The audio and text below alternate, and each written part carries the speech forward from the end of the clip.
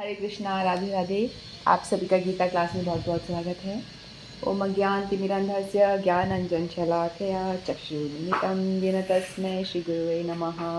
गुरुवे गौरचन्द्राय राधिकाय सदाले कृष्णाय कृष्णभक्ताय तद्भक्ताय नमो नमः।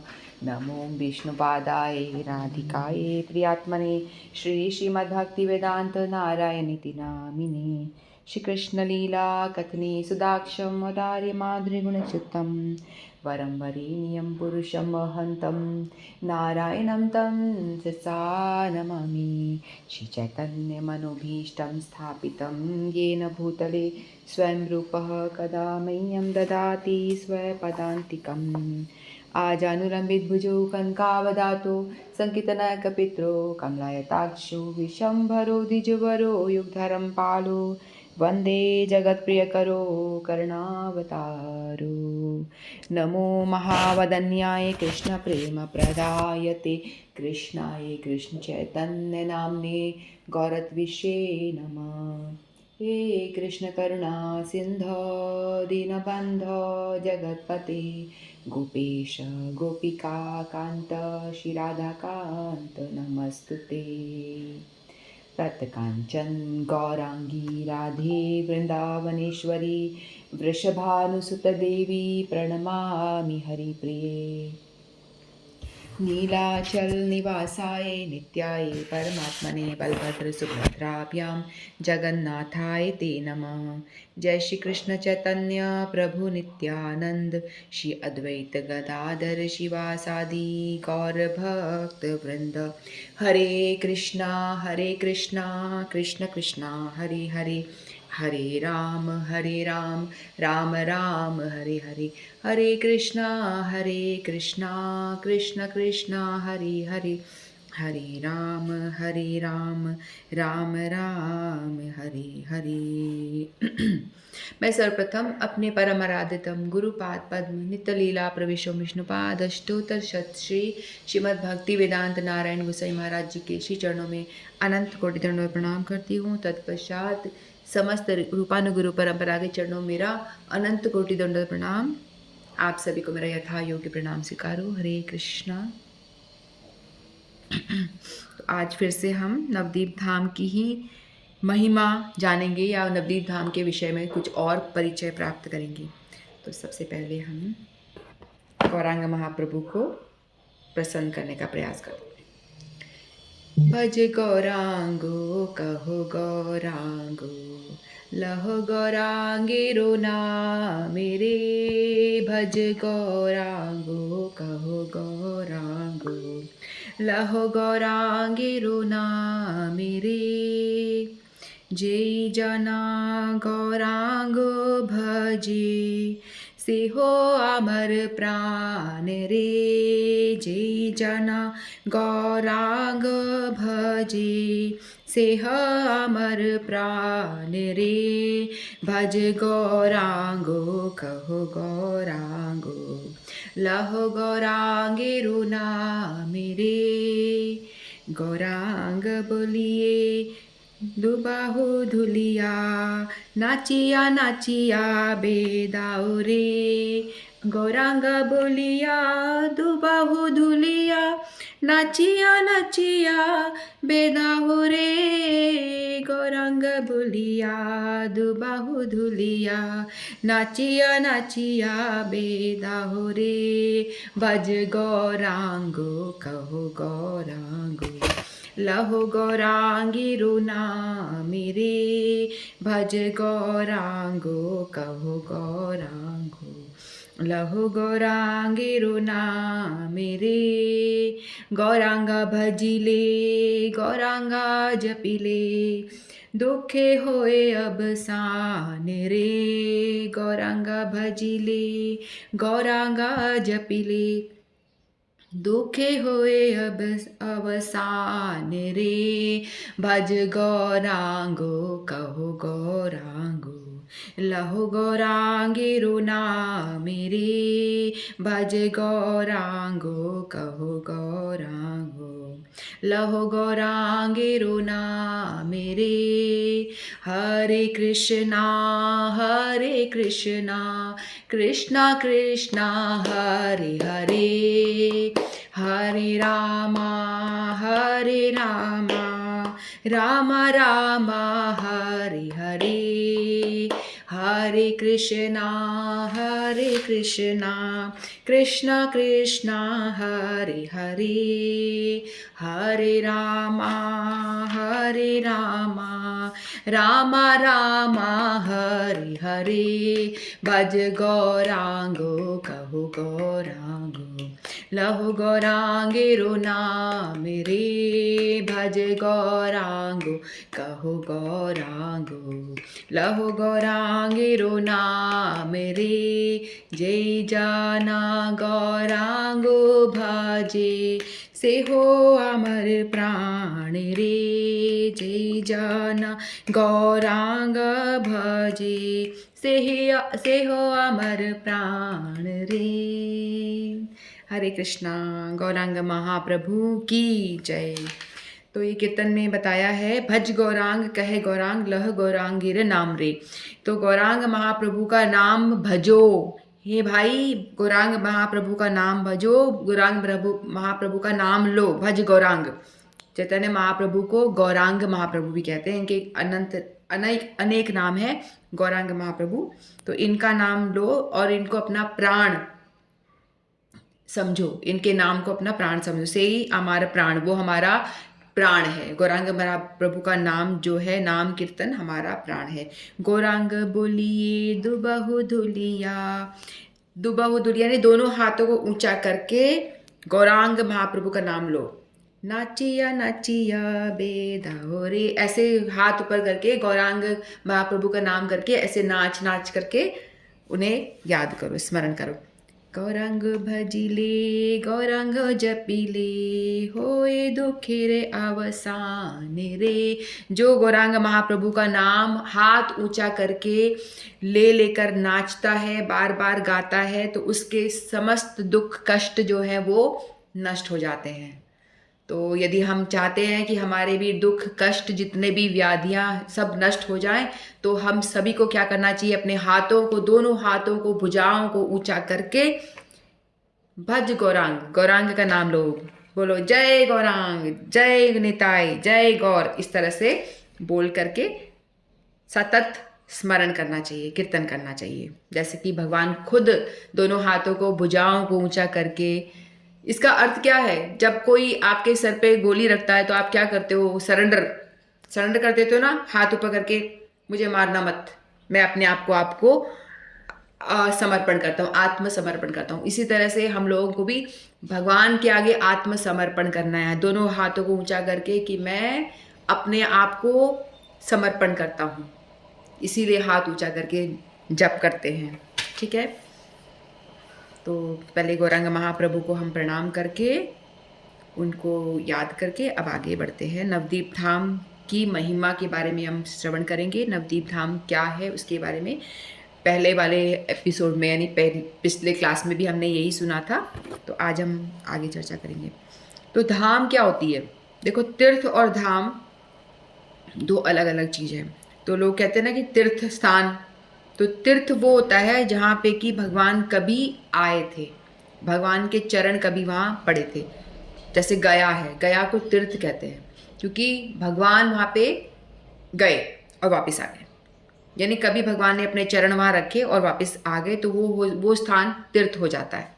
और धाम वो होता है जहाँ भगवान रहते हैं, भगवान का जो घर होता है साक्षात, उसे धाम कहा जाता है। जैसे वृंदावन धाम, क्योंकि वृंदावन में भगवान रहते हैं, वहाँ उन्होंने जन्म लिया है और वहाँ उन्होंने अपने भक्तों के संग में लीलाएं करी हैं, उनका बचपन बीता है, वहाँ वो रहे हैं, तो वो होता है धाम। धाम मतलब घर, ठीक है, धाम मतलब भगवान का घर। तो जैसे वृंदावन धाम होता है उसी तरह से नवदीप धाम होता है, ठीक है। तो नवदीप धाम में भी चैतन्य महाप्रभु जो कि अभिन्न राधा और कृष्ण है, दोनों मिलकर जब एक हो जाते हैं तो वो कहलाते हैं चैतन्य महाप्रभु, गौरांग महाप्रभु, ठीक है। तो यहाँ पे इन्होंने जन्म लिया, इसीलिए इसको कहते हैं नवदीप धाम। तो धाम और तीर्थ में अंतर आपको समझ में आया होगा। तीर्थ तो बस जहाँ चरण पड़े और वापस आ गए, तो उसकी भी इतनी महिमा है कि भगवान वहाँ पे गए और वापस आ गए, तो उस स्थान की भी इतनी महिमा हो जाती है, वो तीर्थ स्थान बन जाता है। तो धाम की तो बात ही क्या, जहाँ भगवान जन्म लेते हैं, जहाँ बड़े होते हैं, जहाँ लीला करते हैं, सब करते हैं, तो धाम की तो बहुत महिमा है। ठीक है, तो भगवान परमेश्वर भगवान अपने धाम में रहकर देखते हैं, जब बद्ध जीवों को देखते हैं कि इस संसार में, भौतिक संसार में बहुत ही कष्ट है और लोग बहुत तरह के तीन त्रिताप से जल रहे हैं, आध्यात्मिक, आदि भौतिक और आदि दैविक, इन तीनों तापों से जल रहे हैं और पीड़ित हैं, बहुत कष्ट में हैं, है ना। तो उनको लगता है कि इनका कष्ट कैसे दूर किया जाए, तो भगवान अपने धाम में रह के सोचते हैं बार बार और उसका समाधान भी करते हैं। तो देखो, सतयुग, द्वापर, त्रेता और कलयुग, तीन तरह के 4 युग हैं। ठीक है, तो सतयुग, द्वापर, त्रेता और कलयुग, इन चारों युगों में भगवान ने सोचा कि जो जीव है बहुत दुखी है, तो इनका निवारण किस तरह से हो, इनका कष्ट का निवारण किस तरह से हो, है ना। तो इसके लिए भगवान ने अलग अलग धर्म की स्थापना करी और इसका आप उपाय, इसका पालन करके आप मुझ तक आ सकते हो और इस भौतिक संसार में पड़े रह के जो आप दुखी हो रहे हो, इस दुख से छुटकारा पाके मुझ तक आप आ सकते हो। तो भगवान ने माध्यम बताया। तो सतयुग में तो बताया था कि ध्यान, तपस्या, है ना, कलोर देश निधे राजन, जो बताया था हमने लास्ट क्लास में। तो सतयुग की जो धर्म है वो है ध्यान और तपस्या।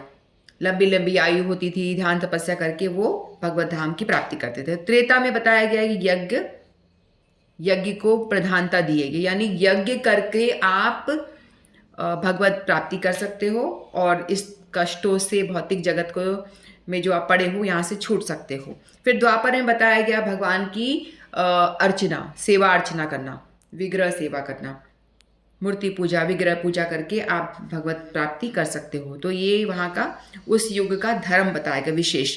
और कलयुग में भगवान ने बताया कि भगवान का नाम को जपना, कलयुग का धर्म नाम संकीर्तन। तो इस युग में यदि हम ध्यान करने बैठेंगे, तपस्या करने बैठेंगे, तो ये सार्थक नहीं है ना, हमारे लिए पॉसिबल नहीं है। कलयुग के जीव के अकॉर्डिंग हमारे जो गुण हैं, हम किस तरह के लोग हैं, आलसी, है ना, तो हम तमोगुणी, ज़्यादा प्राय सब तमोगुणी हैं। लेट लेट सोना, लेट लेट उठना और ज़्यादा आलस में पड़े रहना, तो ये तमोगुणी है प्राय। ठीक है, तो इनके लिए बताया गया कि आसान साधन बताया है और लेकिन बहुत ही पावरफुल होना चाहिए।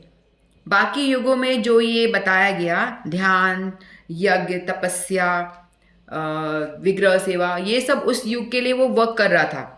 ठीक है, लोग वहाँ पे ये सब पालन करके और भगवत प्राप्ति कर रहे थे। लेकिन कलयुग का जो जीव है, इसके लिए मुश्किल होता है, क्योंकि देखो ऐसा है ना कि आपको छोटा मोटा रोग है, सर्दी जुकाम हो रखा है, तो आपको छोटी मोटी दवाई कोई भी दे देगा, है ना। किसी भी आप मेडिकल स्टोर में जाओगे तो आप छोटी मोटी बीमारी है, सर दर्द है, जुकाम लगी है, तो चलो थोड़ी गोली दे दो, आपको उसका समाधान हो गया। लेकिन यदि आपका रोग बहुत ही गहरा, बहुत ही भयंकर रोग हो गया है, कैंसर हो गया है या कुछ ऐसा भयंकर रोग हो गया है, तो उसके लिए आपको दवाइयाँ भी क्या होंगी, पावरफुल दी जाएगी, आपको मेडिसिन भी थोड़ा ज़्यादा देना पड़ता है, तभी जाके वो रोग ठीक होगा। ऐसे तो होगा नहीं, है ना। ऐसे आप केमिस्ट से जाके आप दवाई नहीं ले सकते हो, उसको आपको प्रॉपर डॉक्टर के पास जाना पड़ेगा, डायग्नोस कराना पड़ेगा, टेस्ट कराने पड़ेंगे, उसके बाद में दवाइयाँ, स्ट्रॉन्ग पावरफुल दवाई दी जाएगी। तो उसी तरह से जो कलयुग का जो रोग है वो बहुत ही भयंकर है और पावरफुल है। यहाँ के लोग भी पहले जैसे इतने सात्विक नहीं होते हैं, यहाँ के लोगों में सारे अवगुण पाए जाते हैं, झूठ बोलना, सारे अवगुण जितने भी हैं सब उनके अंदर हैं। तो इसीलिए जो रोग है वो भी भगवान ने सोचा कि मुझे कलयुग के जीवों के लिए जो दवाई है वो पावरफुल देनी पड़ेगी, इससे काम नहीं चलेगा। तो उन्होंने बोला कि वो धाम मैं जो अभी तक मैंने प्रकाशित नहीं करा, नवदीप धाम के बारे में लोग ज़्यादा जानते नहीं हैं। किसी को भी पूछो, आप में से भी हो सकता है किसी को पहली बार पता चल रहा हो, है ना। ज़्यादा हमें भी बहुत दिन के बाद मालूम पड़ा था, मुझे भी बहुत दिन के बाद पता चला था। तो प्राय लोग जानते ही नहीं है, ये गुप्त, लुप्त है, छुपा हुआ है। तो भगवान कहते हैं कि मुझे अपने धाम को, अपने नाम को, अपने रूप को प्रकाशित करना पड़ेगा कलयुग में, ताकि लोगों को 3 डोज इकट्ठे मिले, ठीक है, गोलियां भी खाओ सुबह शाम, इंजेक्शन भी लगाओ, और भी जो प्रिकॉशन बताया वो सब भी करो। और गोलियां भी एक साथ 2-2 3-3 दी जाती है, आप खाओ तब जाके ठीक हो गए, है ना। उसी तरह से भगवान ने अपने धाम, कौन सा धाम, नवदीप धाम, नवदीप धाम को प्रकाशित किया। फिर अपने रूप को, कौन सा रूप, भगवान का रूप, चैतन्य महाप्रभु का रूप, जो गौरांग महाप्रभु का रूप है, गोरे रंग में जो राधा कृष्ण मिलके एक होकर आते हैं वो रूप, और नाम, ठीक है, धाम, नाम और रूप। और कौन सा रूप तो हो गया महाप्रभु का रूप, और नाम कौन सा, हरे कृष्ण महामंत्र, ये नाम। तो हम हरे कृष्ण महामंत्र का जप करते हैं, ये सबसे पहले चैतन्य महाप्रभु ने ही अपने मुख से बोला, उसी को ही हम लोग दोहरा रहे हैं, उन्हीं की परंपरा में हम आगे बढ़ रहे हैं। आप सभी भी जप रहे हो, नाम कर रहे हो, तो आप सभी भी इन्हीं के ही फॉलोवर्स हो गए, क्योंकि महाप्रभु के दिया हुआ नाम ही हम जप रहे हैं ना। तो भगवान ने बोला कि 3-3 डोज देना पड़ेगा, धाम को भी प्रकाशित करूँ, और मैं अपने रूप को भी कलयुग में आकर के प्रकाशित करूँ, और नाम दान दूं, हरे कृष्ण महामंत्र का गली गली घूम घूम करके, हाथ ऊपर कर करके। एक भक्त, भगवान, इसमें चैतन्य महाप्रभु क्या है, एक भक्त के रूप में अवतार लेते हैं। भगवान भक्त भी हैं और भगवान भगवान भी हैं, क्योंकि भगवान नहीं, पिछली बार हमने सुना था ना कि भगवान की इच्छा हुई कि राधा रानी का वो भाव कैसा है, भक्त को कैसा फील होता है, वो क्या आनंद आता है भक्त को सेवा करके। तो उनकी संख्या कहती है कि तुम नहीं जान पाओगे भाई, तुम भक्त नहीं हो, जो भक्त है वही जान सकता है भक्त का हृदय, कि भक्त को क्या आनंद आ रहा है, उसके लिए भक्त बनना पड़ेगा। तो भगवान कहते हैं ठीक है, मैं बनूंगा, मुझे जानना है कि भक्त को भगवान की सेवा करके क्या आनंद की प्राप्ति होती है। तो इसीलिए इस मेन रीज़न ये है, बाकी काम तो ऑटोमेटिकली हो जाते हैं। तो फिर ये रीज़न मेन था कि भक्तों को कैसा आनंद आता है, तो भगवान भक्त बन के आते हैं इस धरा पे, राधा रानी का हृदय उधार मांगते हैं कि राधा जी आप सबसे बड़ी भक्त हो, तो अपना हृदय मुझे दो, क्योंकि भगवान के पास वो हृदय ही नहीं है ना भक्तों वाला, तो वो हृदय तो उधार लेना पड़ेगा। तो राधा रानी से उधार लिया था, और इस तरह से वो चैतन्य महाप्रभु इस धरती पे अवतार लेते हैं, ठीक है। तो इस तरह से भगवान अवतार लिया, और कहाँ पे लिया, नदिया जिले में नवदीप धाम में, जो कि वेस्ट बंगाल में पड़ता है, और यहाँ पे उन्होंने अवतार लिया। इसीलिए धाम, नवदीप धाम जो है, इसकी बड़ी ही महिमा है, क्योंकि भगवान साक्षात यहाँ पे जन्म लेते हैं। और कहा गया है कि जो जितने भी तीर्थ है ना, हम जितने भी तीर्थों के बारे में सुनते हैं, तो कलयुग में क्या होगा, धीरे धीरे इन तीर्थों की जो इनका वो है ना बल, शक्ति दुर्बल पड़ती जाएगी, धीरे धीरे समाप्त हो जाएगी, धीरे धीरे क्षीण होती जाएगी, कम होते होते वो एकदम खत्म हो जाएगी। लेकिन जो कलयुग का जो धाम बताया गया, नवदीप धाम, इसकी शक्ति दिन प्रतिदिन जैसे जैसे कलयुग बढ़ेगा, इस धाम की शक्ति बढ़ती जाएगी, कम नहीं होगी, धीरे धीरे बढ़ेगी। बाकी तीर्थों की खत्म हो जाएगी धीरे धीरे होते होते, और इसकी बढ़ेगी, क्योंकि महाप्रभु ने यहाँ पे अवतार लिया है, और कलयुग के लोगों के लिए उद्धार करने के लिए ही इस धाम को प्रकाशित किया, ठीक है। ऐसा कहते हैं, भागवत में इसका वर्णन आया है 5वें स्कंद में 19वें अध्याय में और 24वें श्लोक में। इसका वर्णन श्रील प्रभुपाद भागवत में करते हैं, जो कि भक्ति विनोद ठाकुर कह रहे हैं, ठीक है। भक्ति विनोद ठाकुर ये भी एक परिकर ही हैं, भगवान के महाप्रभु के परिकर ही हैं। तो ये कहते हैं कि ब्रह्मांड में जो 14 भुवन होते हैं ना, 14 भुवन में पृथ्वी जो है सबसे श्रेष्ठ है। 14 भुवन के बारे में हमने सुना ना, उच्च लोक, ब्रह्मलोक और उच्च लोक, और नीचे के जो लोक है, इनमें से बीच में आती है पृथ्वी।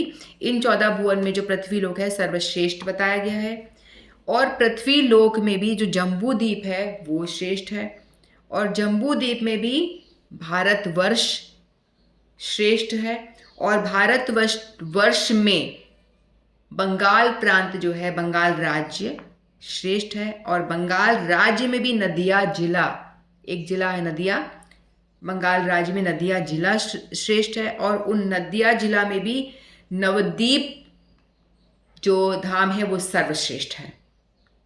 क्यों? क्योंकि यहाँ पे श्रीमन चैतन्य महाप्रभु, गौरांग महाप्रभु ने अवतार लिया, जन्म लिया, इसीलिए सबसे श्रेष्ठ जो जगह बताई गई है नवदीप धाम को बताया गया है। ठीक है, तो यहाँ पे दोनों जने मिलित तनु, राधा कृष्ण मिलित तनु, दोनों शरीर मिलके प्रकट होते हैं। चैतन्य महाप्रभु का प्राकट्य स्थल है, इसलिए नवदीप धाम जो है सर्वश्रेष्ठ बताया गया, 14 भुवन में भी सबसे सर्वश्रेष्ठ। तो फिर ये नवदीप धाम कैसे प्रकट हुआ, इसके विषय में जानते हैं। तो अनंत संहिता नाम का एक शास्त्र, एक ग्रंथ है, जिसमें कि शिव जी पार्वती जी को बता रहे हैं। हमारे जो जितने भी ग्रंथ है ना, क्वेश्चन आंसर्स बेस्ड है। जैसे भगवत गीता हम देख रहे हैं, तो एक भक्त की जिज्ञासा होती है, भगवान उसको पूरा कर रहे होते हैं। जैसे अर्जुन क्वेश्चन कर रहे हैं तो कृष्ण उसका समाधान कर रहे हैं। ऐसे ही भागवत में भी है, परीक्षित और राजा परीक्षित, सुखदेव गोस्वामी बता रहे हैं परीक्षित को, है ना। तो ऐसे क्वेश्चन आंसर्स पे ही ग्रंथ हमारे होते हैं हिंदू के, कि भक्त के मन में जिज्ञासा होगी तभी तो पूछेगा, तभी उसका समाधान होता है। तो यहाँ पे शिव जी बता रहे हैं पार्वती को, एक कन्वर्सेशन रूप में है होता है। तो शिव जी पार्वती जी को कहते हैं कि किस तरह से नवदीप धाम का प्राकट्य हुआ, उसकी कथा बता रहे हैं। तो एक दफ़ा क्या होता है, भगवान श्री कृष्ण गोलोक में बैठे होते हैं अपने धाम में, कुंज में, एक कुंज में लीला कर रहे होते हैं, बैठे नहीं होते, कुंज में लीला कर रहे होते हैं। विरजा नामक एक गोपी होती है, विरजा नामक सखी या गोपी, जिसके साथ में वो लीला कर रहे होते हैं एक कुंज में। तो जैसे ही राधा रानी को ये खबर होती है, उनकी सखियाँ जब उनको खबर देती हैं कि देखो कृष्ण आपके पास नहीं आए, लेकिन वो तो एक विरजा गोपी के साथ में अलग कुंज में चले गए। कुंज यानी एक बगीचा टाइप, सुंदर बागान टाइप। तो कुंज में जाकर के वो लीला कर रहे हैं और विरजा गोपी के साथ में है, तुम्हें छोड़ दिया, इस तरह से बोलते हैं। तो राधा रानी को बड़ा ही गुस्सा आता है और वो मान कर लेती हैं, मान यानी नाराज हो जाती है, मान कर लेती हैं और वो कहती है कि अभी जाती हूँ, खबर लेती हूँ। और वो गुस्से में लाल पीली होकर के भागती हैं और कृष्ण को ढूंढने के लिए कुंज में जाती है। जैसे ही वहाँ कुंज में पहुँचती है तो कृष्ण राधा रानी से तो डरते हैं, भले ही वो सब कुछ पूरे ब्रह्मांड के मालिक होंगे, लेकिन राधा रानी के आगे वो टिक नहीं पाते। ये राधा रानी उनकी उच्च कोटि की भक्त है और उनसे इतना प्रेम करती है, तो उनके प्रेम से वो डरते हैं कि प्रेमवश उनके कंट्रोल में रहते हैं राधा रानी के। तो राधा रानी की महिमा तो सर्वश्रेष्ठ है कि वो जिसने सब कुछ बनाया है वो उनको भी कंट्रोल कर लेती है राधा रानी।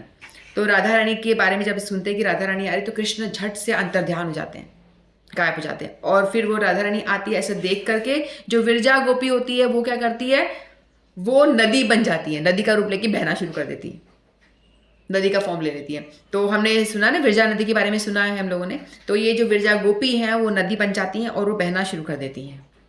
तो इस तरह से फिर क्या होता है, राधा रानी जब आके देखती हैं कि यहाँ तो कुछ भी नहीं है, ना कृष्ण है ना गोपी कोई नजर आ रही है, तो राधा रानी को बड़ा दुख होता है। कहती है कि भाई मेरी सेवा में कहाँ कमी रह गई, जो कृष्ण मुझे छोड़ करके और इधर उधर मतलब दूसरी गोपियों के पास जा रहे हैं। मतलब हालांकि जो गोपी के पास जाते हैं तो राधा रानी को ऐसे जेलसी फील नहीं होती, वो ये सोचती हैं कि सभी लोग सेवा करो कृष्ण की, सब मिलकर के सेवा करो। राधा रानी जो मान करती है ना, गुस्सा होती है, वो भी भगवान की प्रसन्नता के लिए ही करती है। हर एक चीज भगवान की प्रसन्नता के लिए करती हैं वो। तो फिर वो कहती हैं कि मैं ऐसा क्या करूं जिससे कृष्ण मुझसे आकृष्ट हो जाए और मेरी सेवा से संतुष्ट हो जाए। तो राधा रानी और सब सारी गोपियां मिल करके यमुना और गंगा यमुना के बीच में संगम स्थल पे आकर के वो खड़ी हो जाती हैं और सोचती हैं कि क्या करें। फिर उनके दिमाग में आइडिया आता है, तो कहते हैं कि एक सुंदर द्वीप का निर्माण करेंगे। तो उन्होंने एक सुंदर द्वीप का निर्माण करा, पानी के बीच में जो जगह होती है उसको द्वीप कहा जाता है ना।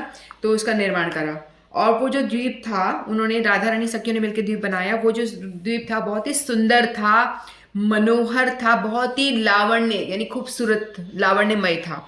वहाँ बहुत ही सुंदर सुंदर पेड़ पौधे थे, बहुत ही सुंदर फूल खिले हुए थे, पशु पक्षी थे, मोर थे, तोता थे, है ना। सभी सुंदर सुंदर रमणीय स्थल, बहुत ही रमणीय स्थल बना दिया। भंवर गुंजान कर रहे थे, कमल के पुष्प थे, उनके ऊपर भंवरे मंडरा रहे थे, मतलब बहुत ही सुंदर स्थल था। तो सुंदर मंद मंद हवा बह रही थी, है ना। इस तरह का, जैसे वृंदावन के बारे में अपन सुनते हैं ना, उस तरह का बहुत ही सुंदर एक उन्होंने द्वीप का निर्माण करा राधा रानी ने। जब ऐसा द्वीप का निर्माण करा तो कृष्ण छुपे हुए थे, तो वो बिल्कुल आकृष्ट हो गए उस द्वीप से। सुंदर मंद मंद हवा बह रही थी और सुंदर खुशबू आ रही थी फूलों की, तो वो एकदम आकृष्ट होकर के वो निकल के छुपे हुए बाहर आ गए। फिर उन्होंने राधा रानी से जाके उनको कहा कि हे राधे, तुम मेरी बहुत ही प्रिय हो, तुम मुझे इतनी प्रिय हो कि मुझसे भी ज़्यादा, यानी मैं अपने से भी ज़्यादा तुमसे प्रेम करता हूँ, और तुम मुझे मुझसे भी ज़्यादा प्रिय हो, क्योंकि तुमने इतना सुंदर वृंदावन के तुल्य, वृंदावन जैसा सुंदर आपने ये नवद्वीप धाम का प्राकट्य किया है। तो ये नवद्वीप धाम कहाँ से प्रकट हुआ? राधा रानी के हृदय से, राधा रानी की इच्छा से, राधा रानी के हृदय से वो प्रकट होता है, और इस तरह से नवद्वीप धाम जो है प्रकट होता है। और भगवान कृष्ण कहते हैं कि मैं तुम्हारा सदा ऋणी रहूंगा कि तुमने इतना सुंदर धाम बनाया। फिर बताया कि नवद्वीप, नवद्वीप जैसे नाम ही है ना, नवद्वीप। तो कृष्ण कहते हैं कि इसका ये तो बिल्कुल जो द्वीप आपने बनाया है, नया जो द्वीप बनाया है, नया द्वीप जो बिल्कुल वृंदावन समान लग रहा है, वृंदावन की तरह ही सुंदर लग रहा है। तो इस नया द्वीप का नाम हम नवद्वीप, नया द्वीप रखेंगे। तो एक तो ये बात हुई। फिर दूसरा यहाँ पे 9 द्वीप है, 9 द्वीप्स हैं। द्वीप पानी के बीच में जो आइलैंड होता है उसको द्वीप कहते हैं, है ना, पानी के बीच में जो जगह होती है। तो एक तो ये नया द्वीप हो गया, क्योंकि राधा रानी ने नया द्वीप अभिन्न वृंदावन जैसा ही है, जो वृंदावन से अलग नहीं है। वृंदावन और दोनों को सेम ही मानना चाहिए। अगर हम नवद्वीप धाम की परिक्रमा कर रहे हैं, मतलब वृंदावन की परिक्रमा भी हमारी हो गई, ठीक है, क्योंकि जो कुछ वृंदावन में है वो सब चीज़ें नवद्वीप धाम में भी है, सब कुछ वहाँ पे भी है, तो उसकी परिक्रमा भी हो जाती है। तो 9 द्वीप है। तो यहाँ पे जो 9 द्वीप है ना, जब ये नवद्वीप धाम की परिक्रमा होती है तो इन 9 द्वीपों में परिक्रमा करी जाती है। एक दिन एक द्वीप में जाया जाता है, अगले दिन दूसरे द्वीप में जाके परिक्रमा करी जाती है। वहाँ पे भगवान कृष्ण आए थे, वहाँ पे जो लीलाएं की थी, गौरांग महाप्रभु अपने परिकरों के साथ में, जहाँ जहाँ उनके परिकरण यानी उनके जो सहयोगी होते हैं, परिकर जो उनका साथ देते हैं लीला में, जहाँ जहाँ उन्होंने जन्म लिया उनकी स्थली में जाते हैं। जैसे हरिदास ठाकुर हैं, जैसे श्री भक्ति विनोद ठाकुर हैं, उन्होंने जहाँ जन्म लिया उनकी स्थलियों में जाते हैं। वो कैसे उन्होंने वहाँ पे प्रचार किया, क्या क्या करा उन्होंने, वो सब सुनते हैं। उनके घर का दर्शन करते हैं, कहाँ उन्होंने भजन करा, उनकी भजन कुटीर के दर्शन करते हैं। ऐसे जाके जगह जगह स्थली में जाकर के दर्शन करते हैं, जहाँ पे उन्होंने, महाप्रभु ने और उनके परिकरों ने जहाँ जहाँ कीर्तन कथा करी, जो लीलाएं करी, उन सब के दर्शन होते हैं। नवद्वीप धाम परिक्रमा बेसिकली होता ये है, 9 द्वीपों की परिक्रमा की जाती है। उनके अवतार आए, घूमे, और कई ऋषि मुनि गण भी आए, भक्तगण आए, उन सब के दर्शन होते हैं। तो इस तरह से तो नवद्वीप धाम, जैसे कि कृष्ण को हम गौ माता से अलग नहीं कर सकते, भगवान कृष्ण गैया चराते हैं, यमुना जी से अलग नहीं कर सकते, है ना। उसी तरह से गौरांग महाप्रभु को हम गंगा मैया से अलग नहीं कर सकते, क्योंकि वहाँ जब यमुना जी, कृष्ण ने अवतार लिया द्वापर में, तो यमुना जी में उन्होंने सारी लीलाएं करी। गंगा और यमुना दोनों बहनें हैं, ठीक है। तो गंगा जी में, यमुना में उन्होंने सारी लीलाएं करी, वहाँ पे यमुना स्नान करा, काफ़ी क्रीड़ाएं करी यमुना में, कालिए नाग हुआ, सभी लीलाएं और क्रीड़ा उन्होंने वहीं पे करी। तो ये गंगा जी कहते हैं कि भाई तुम मेरी बहन हो, तुम कितनी भाग्यशाली हो, तुम्हारे तट पे, तुम्हारे में यमुना में तो भगवान ने कितना क्रीड़ा किल्लोल किया, कितना लीलाएं करी, मैं दुर्भाग्य, मेरा देखो दुर्भाग्य। गंगा में तो हालांकि गंगा जी बड़ी पवित्र बताई हैं, है ना, लेकिन मेरे साथ तो भगवान ने कोई लीला नहीं, कुछ नहीं करा। तो भगवान से प्रार्थना कर रही होती है वो, तो भगवान कहते हैं तुम चिंता मत करो, जब कलयुग आएगा ना तो मैं तुम्हारे ही तट पे आऊँगा और तुम्हारे अंदर ही मैं स्नान करूँगा और खूब लीला करूँगा। तो गंगा जी बड़ी प्रसन्न हो जाती हैं। तो इसलिए कलयुग की जो बिगनिंग में ही, आज से 500, लगभग 500 125 पता नहीं कुछ ऐसे, कुछ 500 वर्ष लगभग पूर्व भगवान ने जन्म लिया था वेस्ट बंगाल में, चैतन्य महाप्रभु ने। तो गंगा से उनका बड़ा ही साथ है, जैसे कृष्ण और गैया का साथ है, वैसे ही गंगा मैया का और गौरांग महाप्रभु का साथ है। उन्होंने सारी लीलाएं गंगा के तट पर करी, गंगा के तट में ही स्नान करा, डुबकी मारी, बहुत सारी क्रीड़ाएं करी, सब कुछ गंगा नदी को उन्होंने खूब आनंद प्रदान करा, ठीक है। और जो गंगा जी हैं, और भी यहाँ पे 16 नदियाँ बताई गई हैं। गंगा जी हैं और भी कई सारी 16 नदियाँ यहाँ पे निवास करती हैं, लेकिन जैसे काल जैसे जैसे बढ़ता है तो कई नदियाँ वहाँ पे लुप्त हो चुकी हैं, कुछ हैं। गंगा जी तो हैं ही प्रधान, वो तो हैं ही, और अन्य और भी जो नदियाँ हैं वो कुछ लुप्त हो गई हैं, कुछ हैं, तो मेन गंगा जी हैं। तो गंगा नदी जो है और अन्य नदियां हैं वो सारे द्वीप को डिवाइड करती हैं, अलग अलग पार्ट में डिवाइड कर देती हैं, 9 पार्ट्स में डिवाइड कर देती हैं। तो ये आइलैंड जो है गंगा जी के द्वारा विभाजित है, डिवाइडेड है। ठीक है, तो इस तरह से गंगा जी के तट पे, पूर्व तट पे कुछ आइलैंड है, कुछ द्वीप हैं, और कुछ पश्चिम तट पे कुछ द्वीप हैं। तो 9 द्वीप हैं कुल मिलाकर के, इनके अलग अलग नाम हैं। तो जो पूर्व दिशा में जो द्वीप है, तो 4 द्वीप पूर्व दिशा में है, ईस्ट में।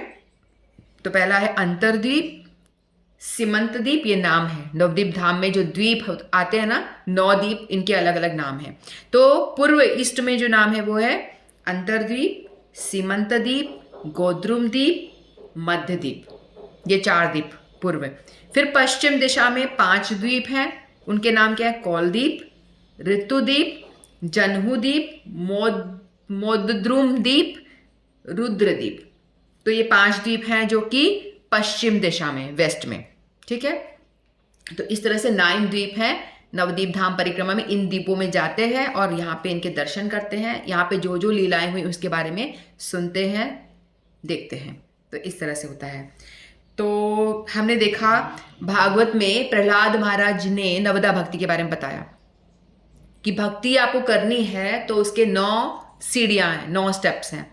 तो कैसे करना है? नवदा भक्ति में क्या? श्रवण, कीर्तन, विष्णु स्मरण, पाद सेवन, अर्चनम, वंदनम, दास्यम, साख्यम, आत्मनिवेदन, ये 9 तरह की भक्ति होती है, नवदा भक्ति कहते हैं। तो सबसे पहले भक्ति का बिगिनिंग कहाँ से होती है? श्रवण से। सबसे पहले हम भक्ति कैसे होगी?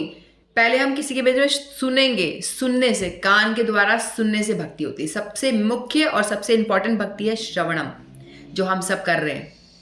ठीक है, श्रवण के बाद में होता है कीर्तन। हम सुनेंगे, किसी की महिमा सुनेंगे, तभी तो, जैसे अब नवद्वीप धाम की महिमा हम सुन रहे हैं, तो सुनेंगे तो सुन के लोभ जागृत होगा, अरे वाह ये धाम तो इतना अच्छा, यहाँ महाप्रभु प्रकट हुए थे और 14 भुवन में श्रेष्ठ है, अरे वाह यहाँ सारे तीर्थ हैं। तो मन में भाव आएगा ना कि हम जाएं, दर्शन करें। तो सुनने से सबसे पहली भक्ति जो स्टार्ट होती है हमारी, सुनने से स्टार्ट होती है। श्रवणम सबसे मुख्य भक्ति का अंग बताया गया। फिर उसके बाद सुनेंगे, फिर आपने भी सुना, मैं भी सुन के ही बोल रही हूँ, मैंने भी सुना है अपने गुरुवर्गों के मुख से, सुन के मैं आपको बता रही हूँ। वैसे आप भी सुन रहे हो तो आप भी अपने किसी एक को तो बताओगे, पक्का बताओगे, अपने तक कोई नहीं रखेगा, जाके बताओगे, अपने किसी दोस्त को बताओगे या अपने बच्चों को बताओगे, किसी ना किसी को जरूर बताओगे। और बता करके आप क्या करोगे? जो बताना हुआ वो हुआ कीर्तन करना।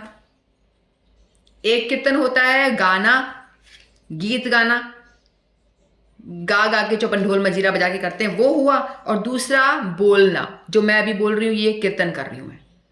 आप भी यदि किसी को बताओगे तो वो होगा कीर्तन करना। ठीक है, तो श्रवणम दूसरा स्टेप है, कीर्तनम, श्रवण के बाद ही कीर्तन होता है। फिर विष्णु स्मरण, फिर भगवान का स्मरण करना। ठीक है, फिर पाद सेवन, फिर भगवान की सेवा में लग जाना। पाद सेवन का मतलब भगवान की सेवा अर्चना करना, चरणों की सेवा भगवान की। अर्चनम भी वही दिया बत्ती जगा के जो अर्चन करते हैं। फिर वंदनम, पूजा करना, भगवान की स्तुतियां गाना। दास्यम, भगवान का दास भाव से पूजा करना। फिर सख्यम, सख्य भाव से। ठीक है, फिर है आत्मनिवेदन। फिर जब आपकी बहुत ज़्यादा भक्ति बढ़ जाती है तो क्या होता है? आप आत्मनिवेदन कर देते हो, यानी अपने आप को सरेंडर कर देते हो। हे कृष्ण, हे ठाकुर, हे गौरांग महाप्रभु, मैं आपके आगे संपूर्ण अपने आप को समर्पण करती हूँ, मैं तेरा, इस तरह से। तो ये होता है नवदा भक्ति, 9 तरह की भक्ति। तो ये जो 9 दीप हैं ये नवदा भक्ति को भी रिप्रेजेंट करते हैं।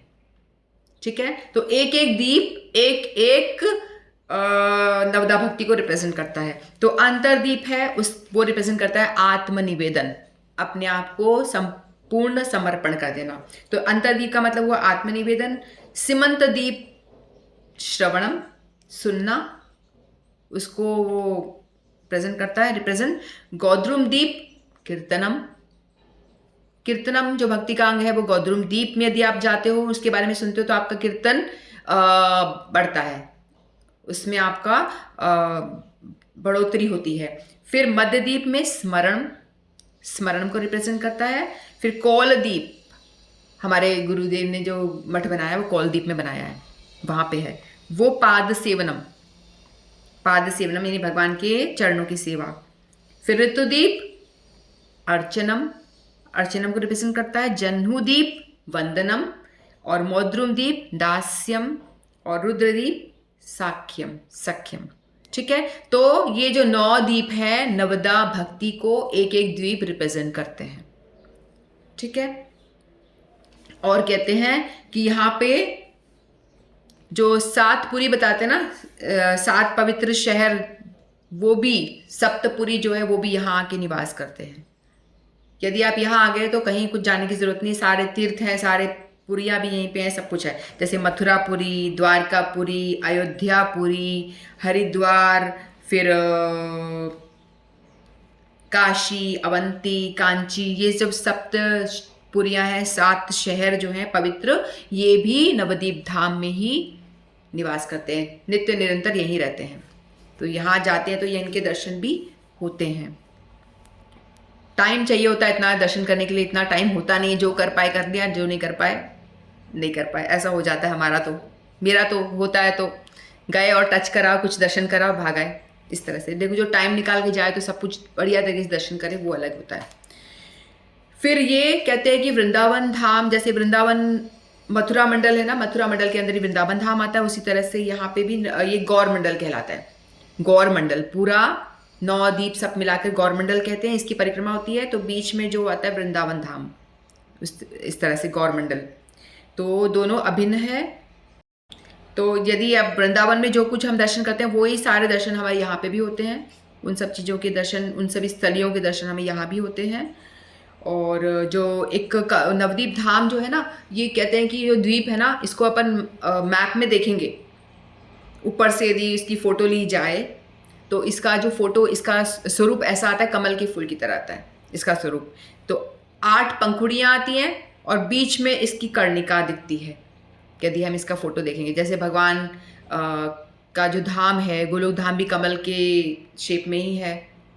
ठीक है, तो इस तरह से इसका बीच में कर्णिका आती है और आसपास अष्टदल कमल की पंखुड़ियाँ हैं जो 9 द्वीप हैं। ठीक है, और बीच में जो कर्णिका है वो अंतरद्वीप कहते हैं, जहाँ की मायापुर धाम है, उस जगह पे भगवान का जन्म हुआ है, उस जगह भगवान का जन्म हुआ है अंतरद्वीप में, जिसको मायापुर भी कहते हैं। और वहाँ पे जो बीच की कर्णिका बताई गई है। तो बताया है कि कलयुग में बताया कि आगे जाके कलयुग में सब जब तीर्थों का क्षीण हो जाएगा ना, उनकी महिमा शक्ति, तो धीरे धीरे लास्ट में सभी लोग क्या करेंगे, नवद्वीप धाम में आएंगे। कलयुग के आगे जैसे जैसे बढ़ेगा तो जितने भी साधुगण हैं, सभी महात्मा जो लोग हैं, सब आके नवद्वीप धाम में बसेंगे। अभी तो ज़्यादा जानते नहीं है, थोड़ा कम जानते हैं लोग, बाद में बहुत ज़्यादा इसका प्रचार प्रसार होगा। और सारे तीर्थ वहाँ वास करते हैं, सारे तीर्थ, सारे साधु संत वहाँ वास करेंगे। ठीक है, तो पहले बताया कि जैसे कि हर एक युग का एक तीर्थ स्थान होता है ना, उसका धाम विशेष माना जाता है। जैसे सतयुग का तीर्थ है कुरुक्षेत्र, सतयुग का तीर्थ बताया कुरुक्षेत्र को, त्रेता का बताया पुष्कर क्षेत्र को बताया गया है, और द्वापर का नैमिषारण्य को द्वापर का बताया है, और कलयुग का बताया गया है नवद्वीप धाम को। तो कलयुग का जो तीर्थ स्थान या धाम, तीर्थ नहीं धाम बताया है, नवद्वीप धाम है। और यहाँ जो 16 नदियाँ विराजती हैं, कुछ लुप्त हो गई हैं, कुछ हैं, और उनके नाम मैं आपको बता देती हूँ। तो कौन कौन सी नदियाँ हैं, जैसे अलकानंदा, भागीरथी, यमुना, भोगवती, कावेरी, सरस्वती, तामपूर्णी, ब्रह्मपुत्र, सरयू, गंगा, मानस गंगा, कृतमाला, फिर विद्याधरी, कावेरी, नर्मदा, गोमती, मंदाकिनी, गोदावरी, यानी समस्त नदियाँ यहाँ आकर के रहती हैं। पहले थी, अभी भी कुछ हैं, कुछ नहीं है। धाम तो पहले से ही है, प्रकाशित नहीं है, लेकिन वो तो है ही धाम तो ना। फिर कहते हैं कि यहाँ पे भगवान अलग अलग रूप में यहाँ पे हर युग में आए हैं, हर युग में भगवान यहाँ पे एक बार आए हैं। तो सतयुग में भगवान कैसे आए थे, नरसिंह देव के रूप में आए थे, भगवान का अवतार भगवान नरसिंह देव के रूप में आए थे। नरसिंह देव ने जब हिरण्यकशिपु का वध किया था, वो तो किया था साउथ में, वध किया था उन्होंने साउथ में। खंबा कौन सी जगह है वहां पे, उन्होंने एक खंबा जो प्रकट होते हैं वो खंबा साउथ में है, उसमें से प्रकट हो गए। उनका जो चीर फाड़ करा था ना, उनका डाइसेक्शन जो करा था हिरण्यकशिपु का, फिर उनके विश्राम करने के लिए वो कहाँ आए, अपने हाथ जो खून वून से हो गए थे उसको धोने कहाँ आए थे, नवदीप धाम में आए थे, नरसिंहपल्ली। तो वहां पे मारा है, और हाथों को जो धोने के लिए, विश्राम करने के लिए नरसिंहपल्ली एक जगह है। तो नरसिंह देव सतयुग में इस स्थान पे आए थे, नरसिंहपल्ली में।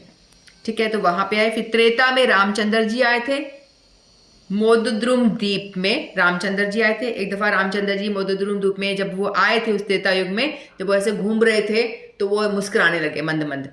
तो फिर सीता जी कहती हैं कि क्या हुआ नाथ, आप क्यों मुस्कुरा रहे हो? तो उन्होंने बोला कि मुझे कुछ याद आ गया। तो बोलते क्या याद आया बताओ? देखो ऐसा होगा भविष्य में, कलयुग में मैं यहाँ पे अवतार लूंगा, क्योंकि राम कृष्ण सब एक ही तो है, अलग अलग है ना। तो बोलते कलयुग में मैं अवतार लूंगा, और अभी तुम मुझे छोड़ के चली गई थी ना, तुम मुझे छोड़ के चली जाती हो ना, अब बाद में मैं तुम्हें छोड़ के चला जाऊंगा। तो इसलिए मैं मुस्कुरा। तो सीता जी कहती क्यों, ऐसा मत करना भाई, तुम ऐसा क्यों करोगे? बोलते कि लोगों के कल्याण के लिए मुझे ऐसा करना होगा। अपना संन्यास धर्म कैसा पालन करना है, किस तरह से गृहस्थ में रहना है, तो महाप्रभु ने ये सारी लीला करी है, तो अपना आदर्श प्रस्तुत करा है। जब छोड़ा है तो कई लोग बोलते हैं बुढ़े हो गए तो चलो ठीक है संन्यास ले लो, बुढ़ापा आ गया, अब तो कुछ बच्चा ही नहीं है, पत्नी मर गई है, पत्नी आपकी फेवरेबल नहीं है, लड़ाई करती है, तो छोड़ो इसको, संन्यास ले लो, ये भाव है ना। कुछ है ही नहीं, कुछ है ही नहीं तो चलो छोड़ छाड़ दो, ऑलरेडी सब छूटा पड़ा है। लेकिन महाप्रभु ने ये दिखाया आदर्श कि मेरे पास सर्व सुंदरी पत्नी, सुंदर अच्छी मेरी माता, सब कुछ मैंने त्याग दिया। संन्यास उसे कहते हैं कि सब कुछ है और तो भी मैंने संन्यास दिया, भगवान को प्रायोरिटी दी। ये तो ये भगवान ने, जैसे हम चैतन्य चरित्रामृत पढ़ेंगे तो समझ में आएगा महाप्रभु की लीला के बारे में। तो ऐसे तो हम थोड़ा थोड़ा जान रहे हैं बस। तो भगवान ने आदर्श प्रस्तुत करने के लिए शादी करी, और फिर बाद में थोड़े दिन में संन्यास ले लिया। तो क्यों किया? ऐसा लगता है भाई संन्यास लेना था, शादी करी क्यों थी? इसलिए करी थी बताने के लिए, अपना आदर्श प्रस्तुत करने के लिए कि देखो ऐसे संन्यास लिया जाता है। तो मतलब गृहस्थ में रहा है तो गृहस्थ को कैसे पालन करना है, संन्यास लिया तो कैसे, तो वो सारी शिक्षाएं हमें महाप्रभु के जीवन से मिलती हैं। तो रामचंद्र जी उस टाइम पे आए थे और इस कलयुग के अपने अवतार को स्मरण करके मुस्कुरा रहे थे। सीता जी को पहले ही बता दिया था कि मैं कलयुग में आऊँगा, अवतार दूंगा। फिर द्वापर में भगवान कृष्ण स्वयं आए थे, समुद्रगढ़ में आए थे वो। फिर कलयुग में तो गौरांग महाप्रभु खुद आए ही हैं। ठीक है, तो इस तरह से भगवान हर एक युग में आते हैं। फिर वृंदावन में हमें पता है जैसे 12 वन होते हैं, 12 वन है वृंदावन में। हम वृंदावन की जब परिक्रमा होती है तो 12 वनों की परिक्रमा की जाती है। तो ये सारे 12 वन जो पवित्र वृंदावन की स्थलियां हैं, ये नवदीप धाम में भी मौजूद हैं। ठीक है, तो गोकुल वन है जो वृंदावन में, गोकुल वन है वो अंतरदीप कहते हैं उसको। अंतरदीप जो नवदीप धाम है वो गोकुल वन से अभिन्न है, अलग नहीं है वो।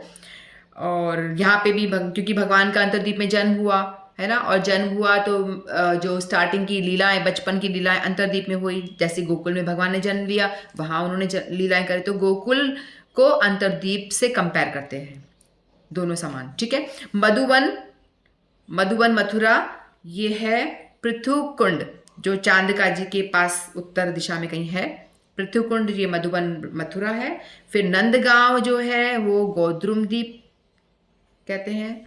फिर बहुलावन कौलदीप जो है वो बहुलावन है। गिरी पर्वत, पुलिया पहाड़ यानी गोवर्धन, पुलिया पहाड़ में गोवर्धन पर्वत, वहां पे भी दर्शन होते हैं। गोवर्धन में, ये नवदीप धाम में गोवर्धन जी के दर्शन होते हैं। छोटा सा वहां से गोवर्धन से पत्थर लेकर आया गया, वहां बनाया गया है। तो गोवर्धन पुलिया पहाड़ जो है वो गोवर्धन कहते हैं उसको। फिर भाद्रवन जन्हुदीप, ठीक है। फिर भांडीरवन, मोद्रुम द्वीप को बोलते हैं भांडीरवन। फिर काम्यवन, महतपुर। फिर तालवन, मायावाटी माठ, ये अलग अलग स्थलियां हैं, बस सुन लो आप लोग। बिल्ववन वृंदावन में, यहाँ पे है रुद्रदीप। फिर खादीर वन वृंदावन में, चंपा घाटी, चंपा हाटी ये है नवद्वीप में, फिर राधा कुंड जो आप लोगों ने बहुतों ने दर्शन करे होंगे, राधा कुंड श्याम कुंड जो वृंदावन में है ना, गोवर्धन में, वो यहाँ पे ऋतुद्वीप कहते हैं। वहाँ पे कहते हैं सर्वश्रेष्ठ स्थान है राधा कुंड वृंदावन धाम में। यदि आप जा रहे हो तो राधा कुंड के दर्शन कर रहे हो तो सर्वश्रेष्ठ स्थान बताया जाता है। तो यहाँ पे ऋतुद्वीप है, वो ऋतुद्वीप अभिन्न राधा कुंड है। तो राधा कुंड के दर्शन भी हमें यहाँ नवद्वीप धाम में होते हैं। ठीक है, तो और मतलब यदि आप नवद्वीप धाम चले गए हो तो आपके वृंदावन धाम जाने का भी फल आपको मिल जाता है।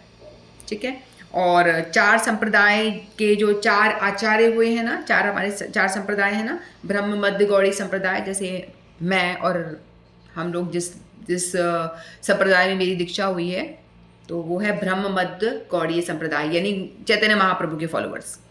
ठीक है, फिर एक होती कुमार संप्रदाय जिसमें कि सनक, सनंदन, सनातन, सनत कुमार, ये 4 कुमार जो होते हैं उनकी एक संप्रदाय कुमार संप्रदाय कहते हैं।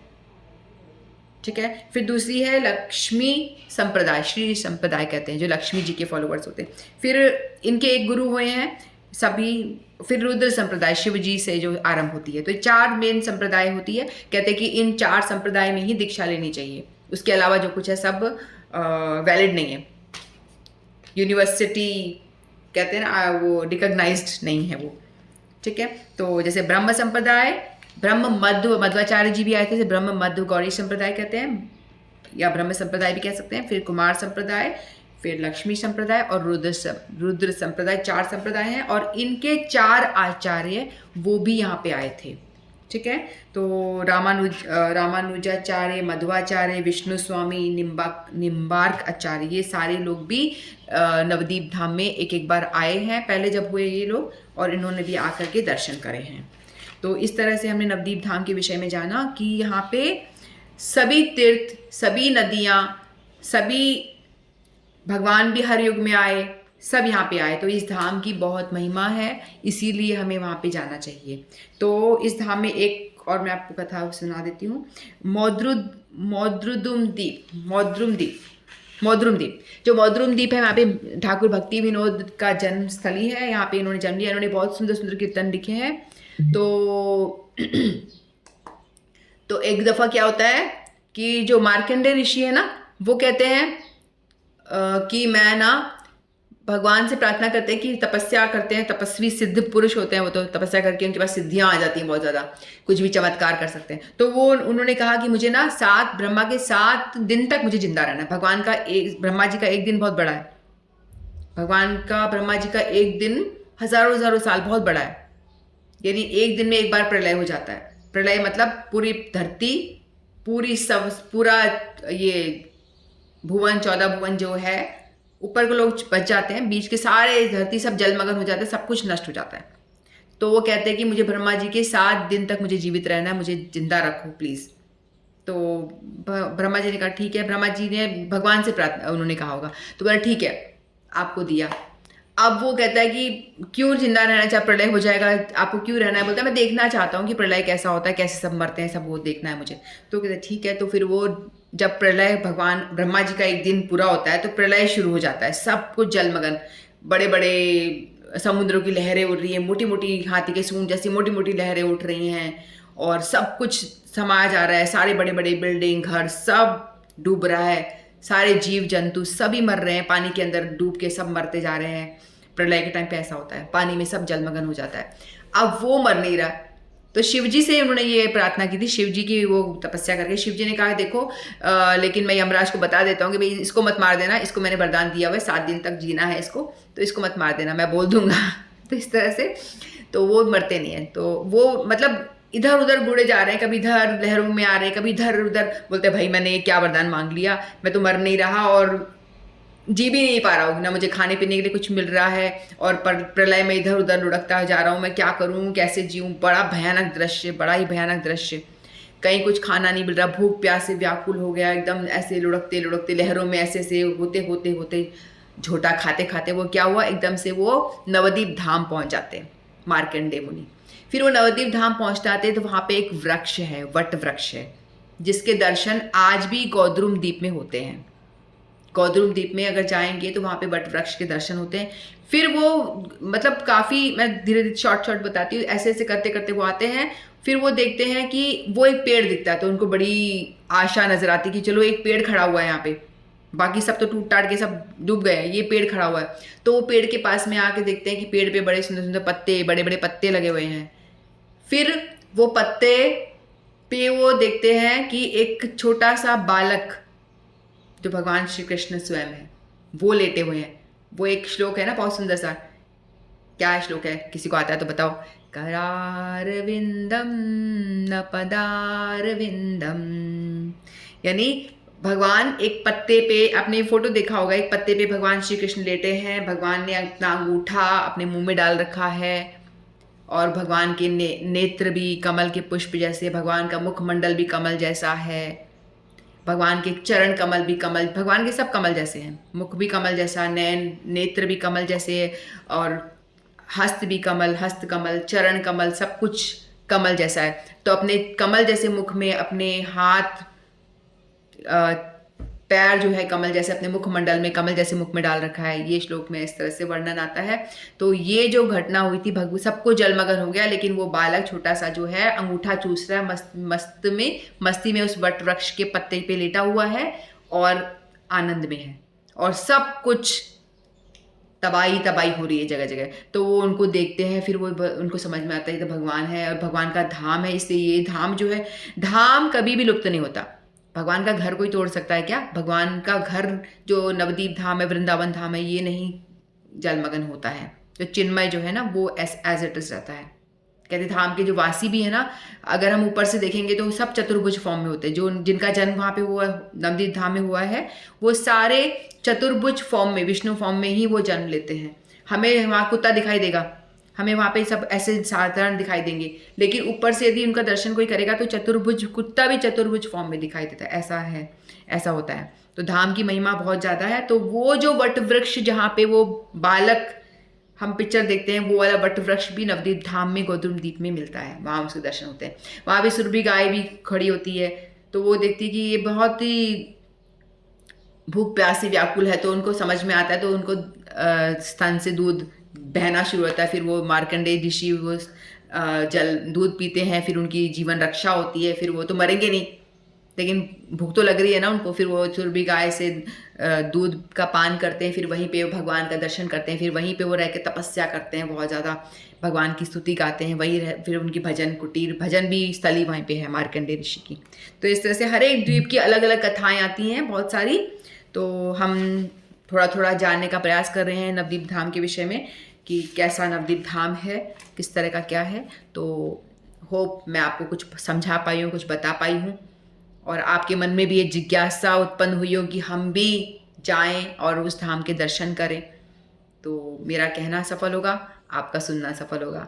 ठीक है, अगर सुना भी है तो भी हम, भगवान की कृपा तो हमें मिलनी ही चाहिए। हम भगवान से प्रार्थना करते हैं कि हम पे दया करें, हमें भी अपनी जो भक्ति है उसका एक थोड़ा सा चिंगारी या किंचित मात हमें भी सबको प्रदान करें।